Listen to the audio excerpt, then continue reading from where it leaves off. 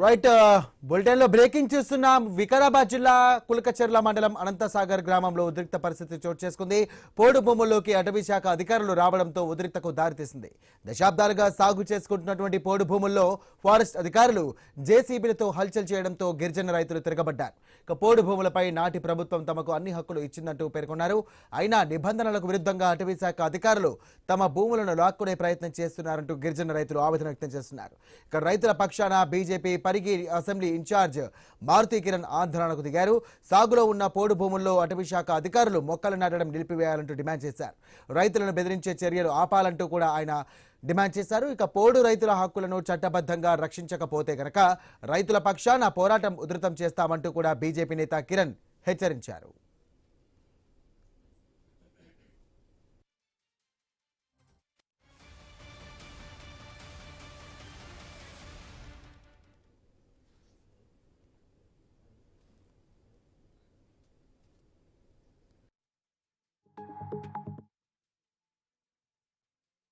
ఇప్పుడు యాక్చువల్గా మట్టి చింతం కోల్పోయాడు.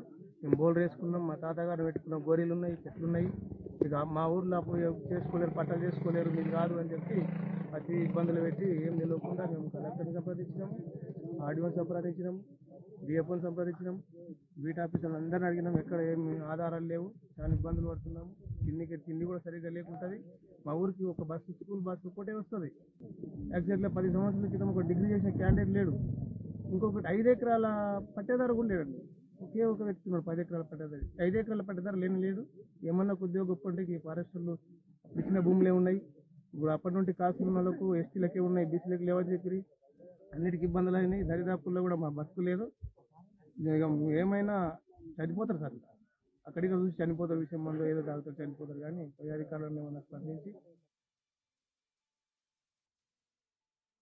మేము దాదాపు మా తాతలు తండ్రుల కాలం నుంచి వెళ్ళి ఈ ఫారెస్ట్ భూముల మీదనే ఆధారపడి, మా ఊరు అడవిలో ఉంది కాబట్టి పట్ట భూములు లేనందుకు వాళ్ళైనా కానీ మేమైనా కానీ కూడా ఇదే భూముల మీద వర్షాధార పంటలు పండించుకొని ఏదో చేసుకొని బతుకుతూ ఉన్నాము. ఇప్పుడు ఏమైందంటే మాకు ఈ ఫారెస్ట్ భూములలో ప్లాంటేషన్ అనేటటువంటిది ఒకటి ఫారెస్ట్ అధికారులు తీసుకొని వచ్చారు. దానికోసం మేము ఆ ప్లాంటేషన్ చేయొద్దు, మా భూములు మా